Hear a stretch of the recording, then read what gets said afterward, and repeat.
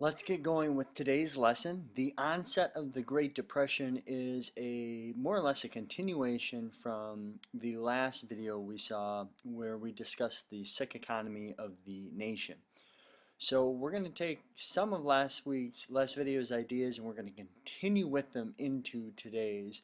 And we ended with Black Tuesday last time. So concepts for today was Black Tuesday and the stock market crash, a cause of the Great Depression. Okay? Was it or was it not? And then how did credit speculation and margin buying contribute to the stock market crash? Um, the first two key vocabulary you saw during the last video, but Black Tuesday is one that we add to this week. So let's start with Black Tuesday. Black Tuesday is that big sign that the Great Depression is going to, big sign that the Great Depression has started. But we need to be clear, Black Tuesday is not a cause of the Great Depression. Black Tuesday is a result of, or the stock market crashing is a result of events or happenings that occurred in the 1920s. So what did happen with the stock market and why did it crash? This has to do with speculation in the stock market. Many people in the 1920s saw people get rich because they put money into the stock market. So their thought is, I want to do the same thing. So they decide that they're going to put money into the stock market. And the more you put in, the more you can make. Except not all of us have a lot of money. So what many people did is they take some of their own money and they take a lot of borrowed money and they put all of that into the stock market. That's called margin buying. Okay? And it's great if it works because you can make a lot of money. You sell your stocks, you pay back your loan, and you have a lot of money left over for yourself. Okay? That's great, and it's possible because of credit. People are getting money because of credit in the 1920s. That idea is running rampant. So what's the problem with all of this? And the problem is the great debt that's left behind. People are buying stock when stock is high, so it's expensive to buy a share of stock, much less a lot of stock.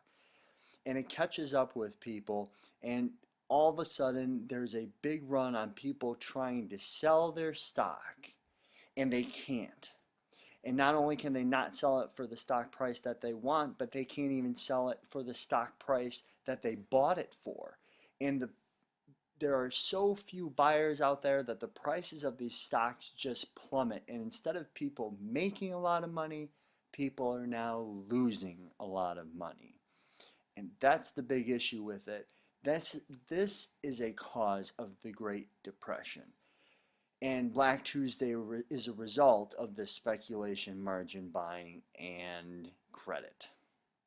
While the stock market crash was not a good thing, we have to keep in mind that it affected only a small number of people.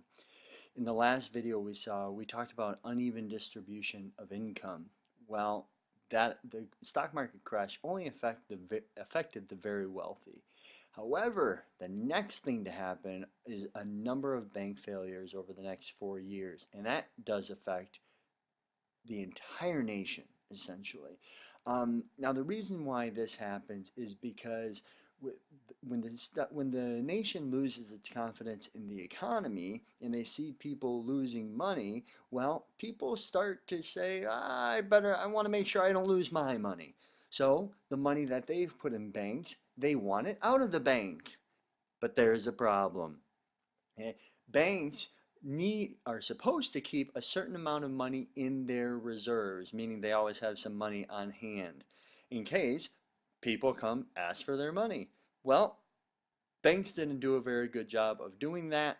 They were the ones loaning out a bunch of money so people could play the stock market. It would allow people to buy on margin, borrow to buy cars and things of that nature. Well, they had done that too much. And a lot of these banks were local banks, so they relied on their own resources. They weren't using federal money, or the federal government wasn't bailing them out. These are small banks. Well, when everybody came asking for their money, There was no such thing as insured money. Um, they either had it or they didn't. And that's when we need to look at banks like businesses. If banks run out of money, they go out of business. And this happened a lot from 1929 to 1933. Okay, so we have Black Tuesday, the fall of the stock market, and then we have a bunch of banks failing, and that continues for multiple years. But what really gives us a personalized story of the Great Depression is the unemployment numbers that occur. Okay, so far the stock market crash, banks follow, and what happens to businesses at this time?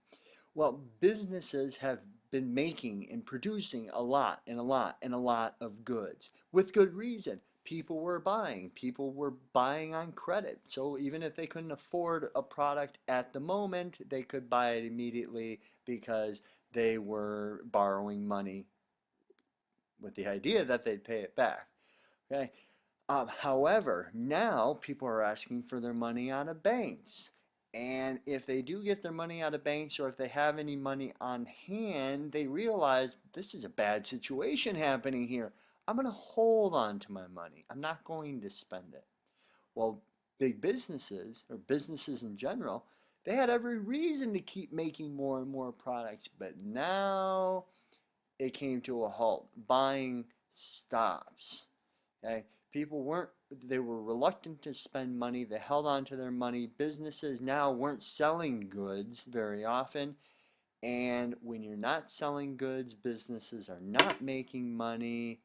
What happens to their employees? Well, if you're not making money, you can't pay your employees. So you end up laying them off. You end up firing employees.